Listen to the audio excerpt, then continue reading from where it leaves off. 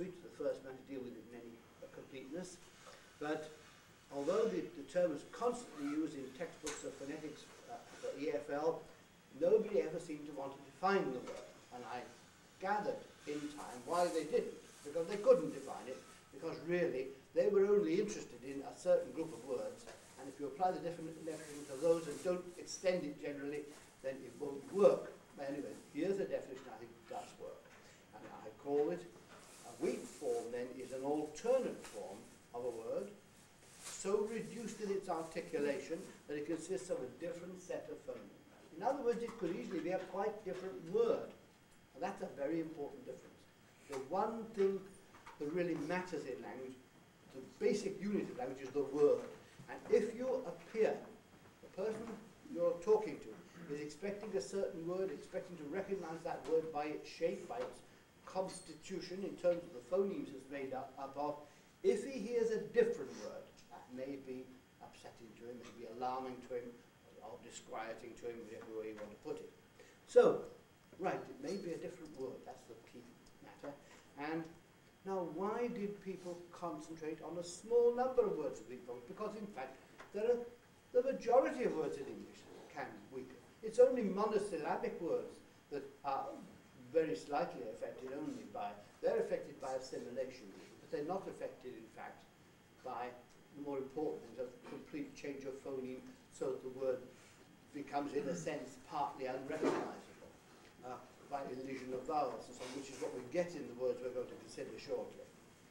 So why then is this problem? Well, the point was that the observers noticed it happening in these words. They noticed that the EFL user was sounding abnormal, not using normal English in these words. They didn't notice it in the other words. And so what one finds out from that is that obviously certain words are optional. You can give them weakened versions, but if you don't, it doesn't matter in the least, right? Because they're optional to the native speaker, and he may or may not select the weakened version, the shorter, the reduced version. He may or may not select it himself, and it doesn't matter whether he does or not. It doesn't affect the meaning and the general response to what he says.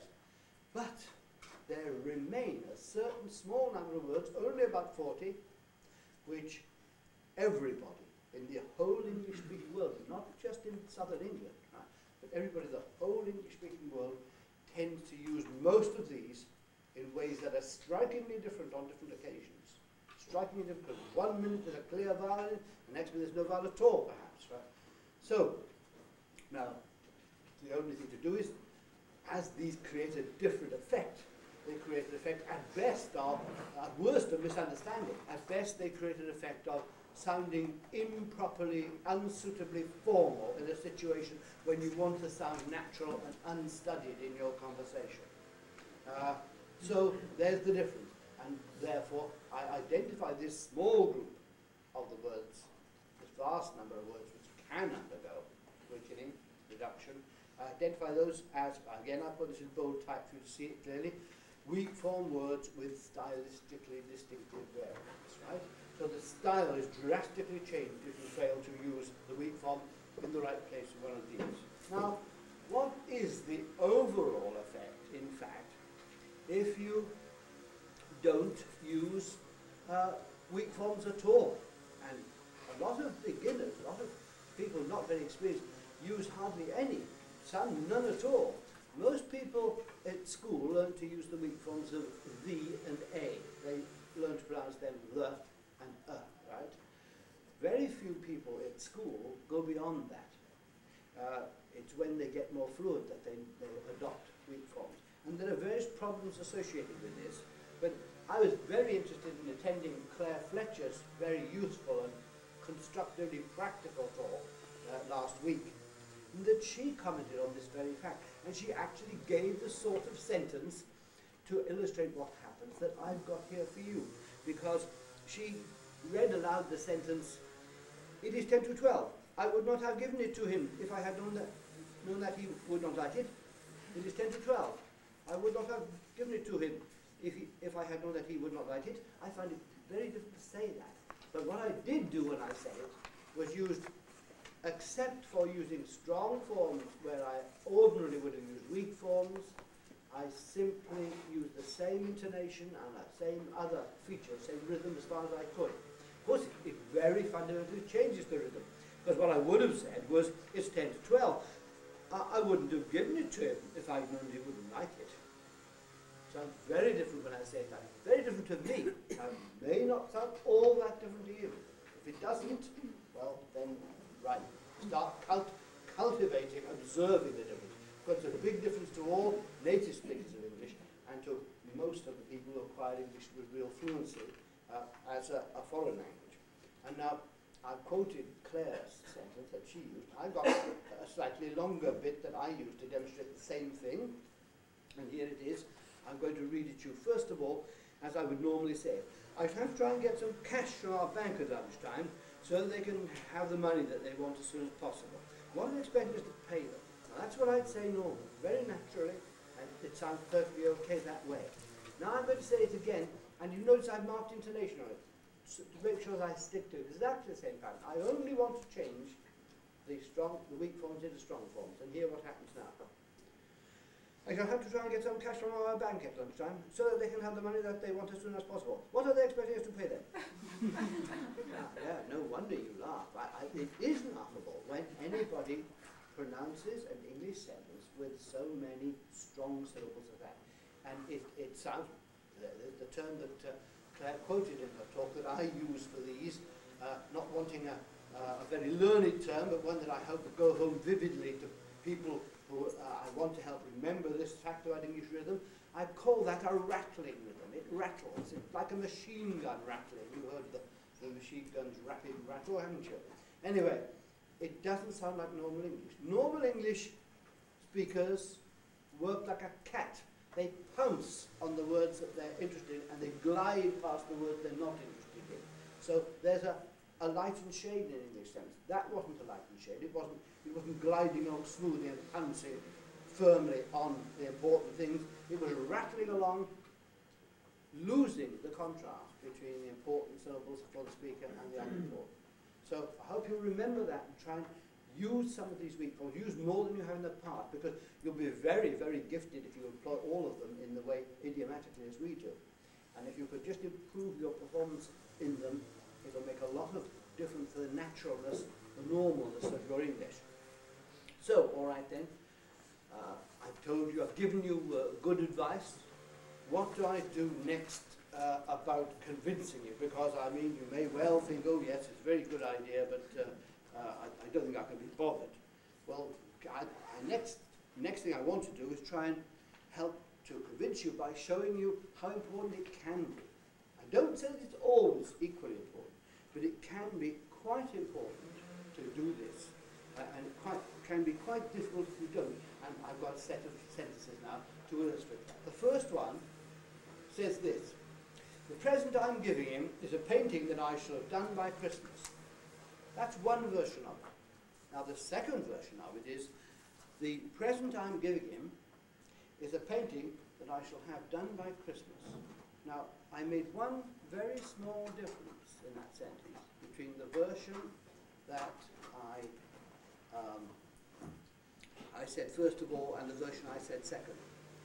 The first one and the second one had an enormous difference of meaning, because in the second one, everybody who's a native speaker of English would hear immediately that the person who was speaking was not doing the painting himself. And everybody who was a native speaker of English in the first version would have gathered immediately that the speaker was also the painter. That's a very important difference, isn't it? And you didn't get it, did you? No. I'm very surprised if you did. I'll just do them once again, shall I? The present I'm giving him is a painting that I shall have done by Christmas. Right? That's version number one. Second version, the present I'm giving him is a painting that I shall have done by Christmas. Yes? Anybody spot where the difference comes? Heaven. Yeah, I hear one or two different offers. Well, I better tell you right away. It's in the word have of have done. There are two ways of treating that word. If the speaker feels it's important, then because it means cause a person to do it, have somebody do it, make them do it, pay them to do it. If it's that meaning, then the word have is too important. It's a causative verb then. Too important a word for it to be glided over.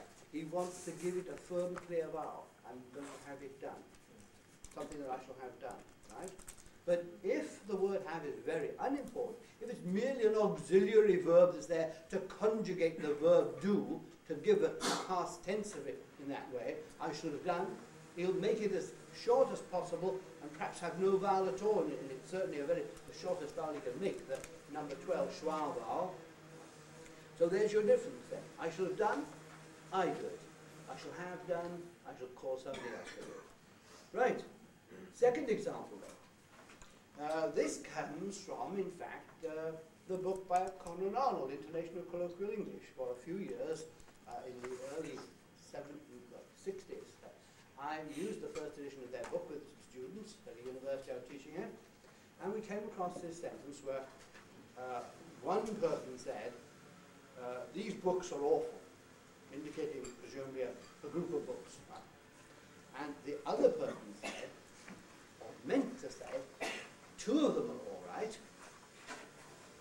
But what some of my students said, or most of them did, was not two of them are all right, but two of them are all right. Now, in the first version, two of them are all right. The person was disagreeing. He was saying, out of the 6 books there, 2 are good. I disagree with you. But in the second version, 2 of them are all right. It means, yes, I do agree with you. I can't vouch for all 6 of the books because I've only read 2. But I agree with you. You are correct about the 2 I have read. I can confirm your opinion. Now, where does the difference lie in this sentence then? Which is the word that carries the R. It's the word R, right? If you say 2 of them are all right, now all right is the complement to the verb are, and it means they are all right, you agree. If you say 2 of them are all right, now at that time I paused a little after R, but you see, you don't have to pause in that situation. On the other hand, the second time, where the strong form are comes, we don't use the strong form are in the middle of a sentence, but we do always use it at the end. If our basic sentence is finished, then we don't reduce the word are. We keep it in its strong form. In sentences like I know they are, right? And that's what happened in this second version. The words all right, it's true, did follow in that speaker's sentence, but they weren't essential to it. They were added on as an unnecessary, inessential adjunct, and they were adverbial on this occasion, because all right can be used as an adverb, meaning I agree with you and so on. So there you are, 2 different possibilities, and the opposite. It's a matter of positive and negative, according to whether you choose a strong form or a weak form. Right. Item number 3, the speaker asked for questions. Now, if you don't stress the word for in that sentence, but keep it in its strong form, you're not using, as far as most native English speakers are concerned, you're not using the little preposition f for, you're using the numeral for. And it would be even more so in question, for I would defy anybody to say that if a speaker said, I've known it for weeks, but he's known it for months, I defy you to find any native English speaker who would interpret that sentence as containing the word for, F-O-R, twice. They would automatically take it, when you're talking about for weeks and 4 months, they would, you wouldn't be stressing those very much because the word weeks and months are the big contrast words. In that situation, it would automatically be taken to be numerals by the English-speaking listener. So, right, not a very helpful set of things happening if you don't get the weak form and strong form distribution correct. Another kind of example. He's going too fast. Well, I've heard that said about somebody who was going to go without food for a day, right? But obviously the person who said that didn't succeed in conveying that. What he said in effect was, he's exceeding the speed limit, right? Too far. He used the strong form of to, which is only appropriate for the adverb to, T-double-O, and not for t, the preposition, which has either no vowel at all or the shortest vowel you could possibly manage in to fast. He's going to fast. Another similar one, I was 18 months. You know, we always say not a year and a half innings, but 18 months. Right? I was 18 months before I could walk. And the reply, I was 2. Now, the speaker who meant to say that wanted to say I was 2 years old, but he was misunderstood as saying not TWO. He was understood to say I also was. Sorry. If you say I was 2, then right, that's the numeral. But if you say I was 2, now 2 sounds as if it sounds as if your sentence ends with was, right? Because the weak form of was is not used at the end of the sentence, only internally, and you just added this little adverb to, it's very separate from the rest of the sentence, on, tack that on, and meaning additionally. I additionally was 18 months old. Right. Another kind of mistake can occur at the airport.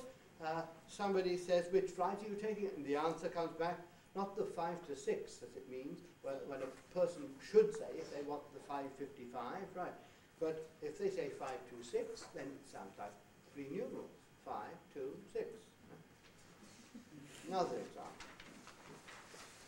Oh yes, this is one important to me at the university I taught at longest, Leeds, where one of the students came and said that his landlady had felt deeply insulted by one of her tenants who was not a native speaker of English, because that person had said, please can I have some bread and butter? And the landlady was deeply offended because she thought it was being suggested that there was no butter being put on the bread. The and seemed so strong that she sounded as if she was insisting on I want butter as well as the bread. And of course she was buttering the bread, but perhaps not very thickly, but she was sensitive to that. And why? Because nobody ordinarily saying the expression bread and butter would ever use the unreduced and for it. Always reduced, because in fact bread and butter means a different thing entirely. Bread and butter means a loaf of bread and a packet of butter. We've got to take bread and butter with us on the picnic, and then we can make some bread and butter sandwiches by spreading, because that's what bread and butter means. It means not the two things separately, but a piece of bread which has butter spread on it. Last of these examples then, really, I expect that John told them. Now, if you say the strong form of that instead of that here, you create a terrible effect, really, a very disapproving, very unhappy effect, because we have a habit of referring to somebody we don't like as that John or that Jane, right? That here used in an unpleasant sort of way, an unpleasant reflection on the person referred to. So be careful of that one. I'm sure that you are very unlikely to cause a real misunderstanding. I'm not suggesting you are. These are very rare accounts. There's a complete misunderstanding possibility, but there's often a suggestion of the wrong thing. And of course, you don't want to sound ridiculous, do you? That if you said something you didn't mean to say, even if people realize you didn't mean to say it. Right, that's the last of them then. Why? Well, because the last one is not the same kind of thing. Now, number 10 is a warning to you. Good. Now I hope made you enthusiastic about improving your performance in Weakforms and remembering to use the way they should be used. But be careful. You can overdo it, right? And here's an example of how one of my students, or many of my students I've asked to in a sense, have overdone it, right? Because they have said this. Father's bringing home I nearly accidentally did the right way. Father's bringing home some missionary for dinner. Right. Now, the problem with that is that the word some has two meanings, right? It has the meaning a quantity of. And then, in that form, we take the vowel out of it completely and just say some money, some sugar, some time, and so on, whatever it is. But we have another meaning for the word some, and that is a particular one, a certain one. When you can't remember the name of it, oh, some man asked me this, or some officer, some policeman said it, or you don't know which one particularly. Now, this is the one that's appropriate here. Father's bringing home some missionary, a missionary that mother doesn't know the name of. But what has the person said who reads it aloud saying some missionary? Well, he's produced a sentence that could only properly be uttered by a cannibal. Because if it's a quantity of missionary, it's about to be a leg or some other cut of missionary that they're going to eat, right? Put in the boiling pot. Of course, in Africa, this sentence perhaps could occur. You've got to be careful. You mustn't overdo it. All right, then. There's enough items, I hope, to warn you about the pitfalls, and particularly the pitfalls of not being too good at it, too enthusiastic. And now what else? Well, what I have given you, and it's a very shortened version, but on the last of these pages, I've given you a list of these weak-form words, which are the vital ones, the essential words.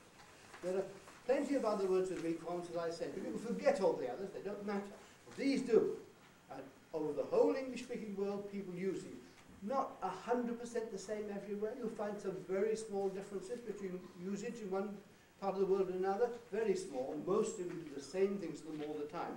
And you will find that some of them are only used on a small number of occasions, but then they are necessary on those occasions. You can't do without them. And what you will find is that some words, the most common words, will have 2, 3, or 4 different weak forms to choose from.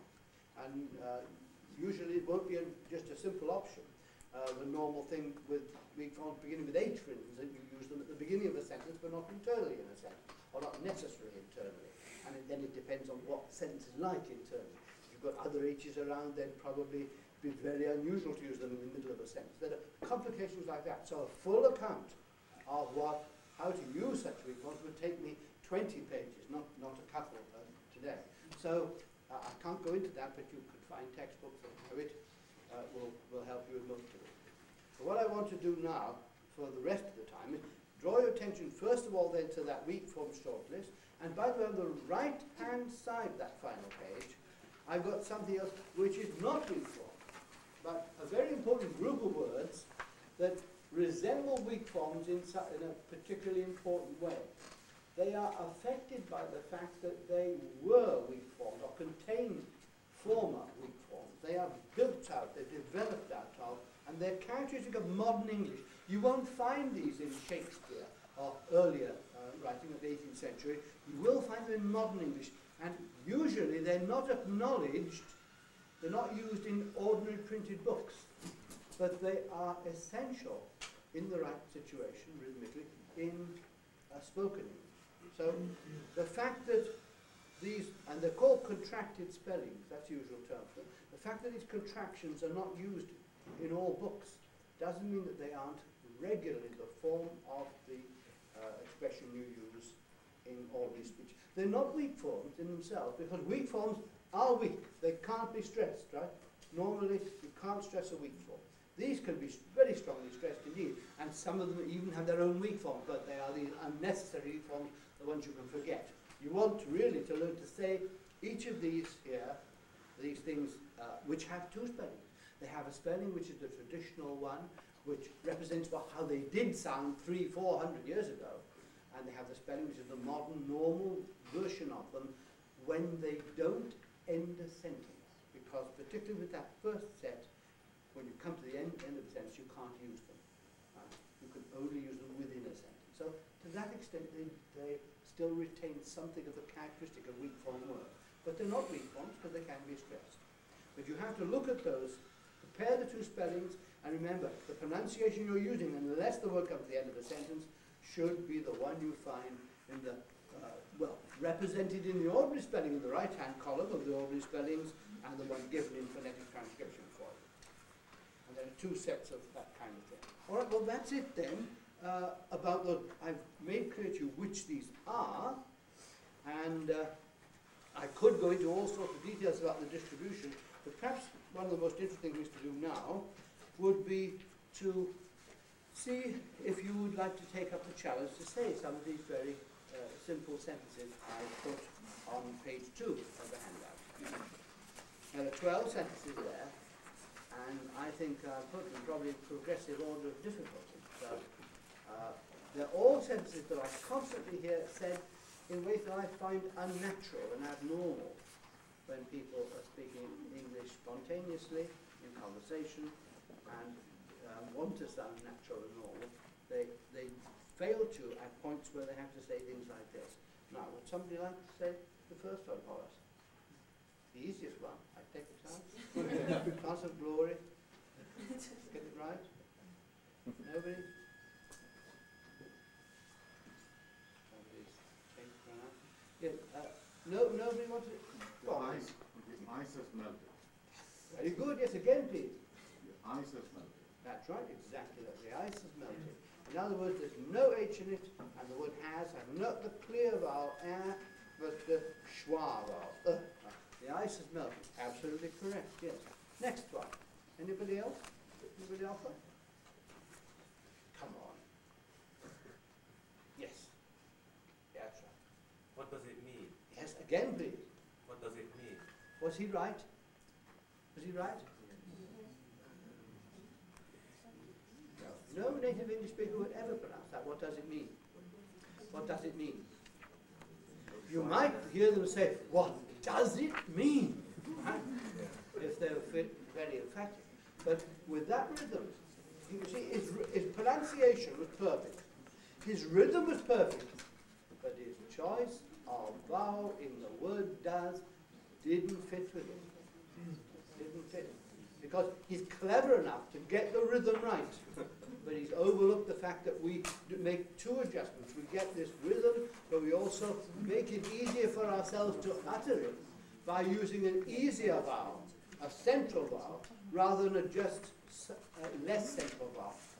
This vowel is the easiest of all to say, the vowel. It's the one can make most quickly and shortest. Demands a little more lowering of the tongue, a little firmer articulation. So we avoid it. And we don't say, what does it mean? In fact, we very often leave out the vowel altogether. If you aim at, say, just z, in other words, just only the D and the Z, think of that as what you're trying to say. What does it mean? You're all right. You've probably got a very good target for yourself. And it's arguable whether we actually can hear any vowel in that word at all, a lot of the time. Right, well, thank you very much. Yes, any more offers, please, for the next one? Would you like another go at saying it now? Number 3? Yeah. No, number 2. Another go at number 2. What is, Remember, you're aiming at this. What does it mean? what does it mean? What does it mean? Yes, that sounds much more natural now. It sounds okay now. What does it mean? What does it mean? Good. The third one then. The easy one. Come on. Yes? When am I expected? Yeah, good. Once again, please, and all to hear it. When am I expected? That's very good. As a matter of fact, she seems to have got the weak form right, but not quite got the word expected right. So let's have it once again. When am I expected? Very good. She got it all right there. Yes. When am I? In other words, the word am was not pronounced am, not when am I, but wenam. Wenam, rhyming with venom, if you like, and of course the second vowel, weak vowel was back. When am I? Venomous. Good, right? That was the first one. 2 to me, 1 to you. Right? Okay. Yeah. That's the score so far. Now we've got Klaus giggling madly. I think we invite him to say the next one. What have we got? Yes, once again, please. What have we got? Yes, that's right, absolutely. What have we got? Not have we got, not what have we got, or what have we got, not have we, not with an a, but with an What have we got? It's a schwa vowel once again. You must have a vowel there, but only the schwa is normal there. Good, thank you very much. What have we got? Any more offers? Any more volunteers? Yeah, thank you. The next one then. What has happened? Good, again please. What has happened? What has happened? Yes, I think that's perfectly reasonable. I would say this, that what has happened is a natural, conversational, slow way of saying it. Right? It doesn't sound abnormal to me. It does sound conversational. What has happened? What has happened? The person speaking, thinking rather carefully about a serious matter. But if you were to ask it in a trivial context, what's happened? Come on, what? And what do you hear? What happened then? What difference was there between your first version of it, what has happened, and my other version? What's happened? What's happened now? What's happened to it? Yes? I'm not saying the sentence, I'm asking it. Yeah. What's happened? Well, the word has been further reduced. He reduced it by taking the H out completely, having schwa instead of a, right? But now I've taken it one further and I've lost the vowel altogether. And those are two possibilities. And the last one was colloquial, if you like. The first one was normal, leisured, unstudied conversation, but not fast. Right, so good, you win that one. Thank you. Now we're getting on to the tough ones. Where are the champions? Come on, the champion hurdlers. Any more offers? Anybody? Yes, come on then, good. Yes. Yes, go on. I didn't volunteer. You look so happy that yeah.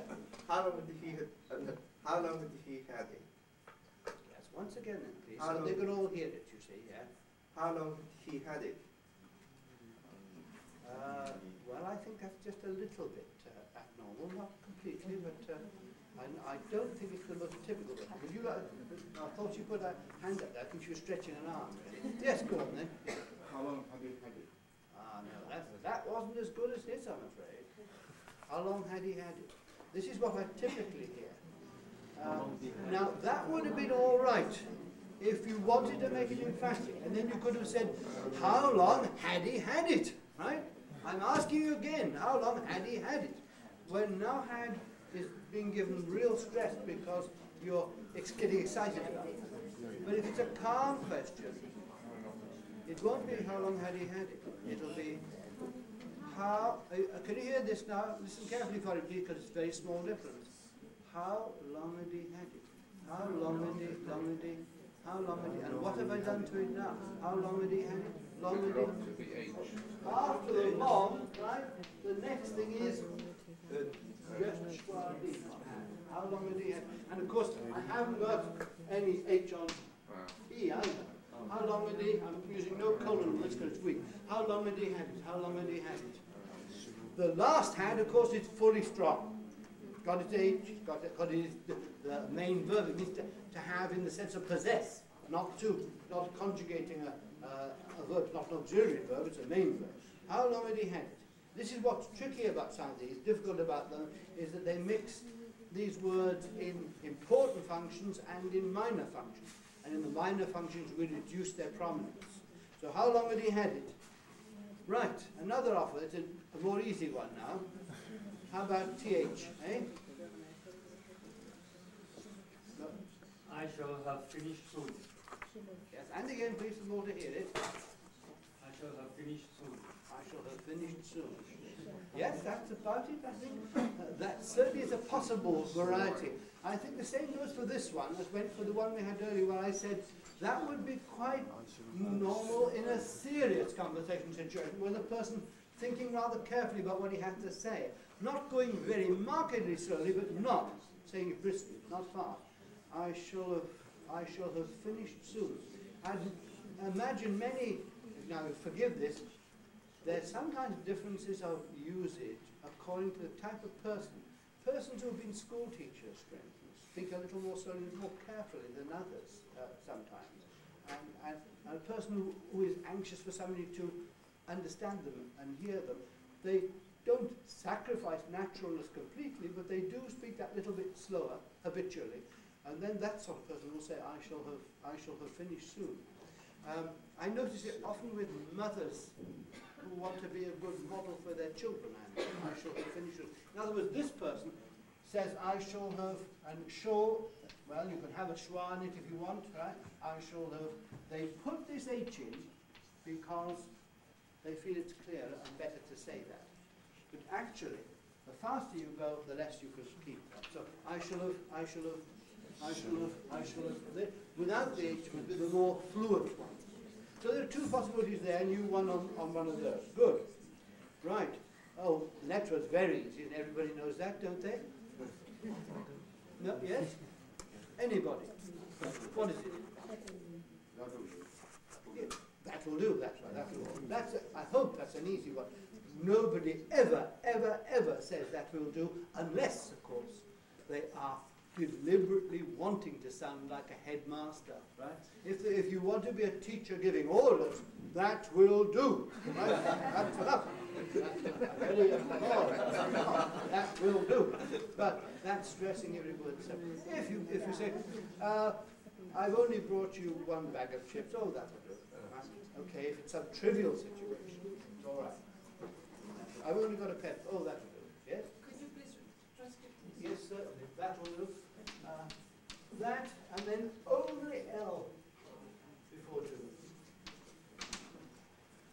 That will do. That's the typical intonation for it. And this, of course, being in between two consonants, will be syllabic L. It will be long enough to be a syllable. That will do. That will do. Yes. Now we're getting to some difficult ones. You see, the point about the next one is that not that you can't say the H in a word like had, but that you can't, first of all, you can't leave an H out of the beginning of a sentence, so the first H has got to be there. And we've got 3 words here that must have their H's pronounced, because you can't say Harry, Horlicks and Henry, that's very ill-educated. You have to say Harry and Horlicks and Henry. But, now, if apart from that, every word in the sentence begins with an H. And people may be anxious to put in sufficient H's to convince other people they are well educated, but to put in too many can sound ridiculous, right? So now there's a countervailing situation here. You want to try with this one not to have too many H's. So now, anybody have a go at saying it? Klaus? Has Harry had his Horlicks, Henry? Yeah, and again? Has Harry had his Horlicks, Henry? That's right. In other words, he has all the H's except the one on his. But the one on his wasn't, had his, and saying it that speed, you could actually say, has Harry had his Horlicks, Henry? And that would sound over careful, really. Just a possibility, but I wouldn't say that H in his there. Right, now the last 3 are really difficult ones. And anybody who can say one of those really deserves a prize. I'd ever find anybody who can. Vibs, you might be able. She's lived in an English-speaking country and she's got very near to native style in her English. Come on, let's have your shot at number 10. Yes, good. Again, please. What had he had, or what had he had? Yes. In other words, what had he been drinking, if I'm thinking of it. Yes, what had he had, she said. Quite right. The word had, the second word, was reduced again to just no H. And of course the word he was reduced to E. What had he had? Good. Right, can you go on and do the next one as well?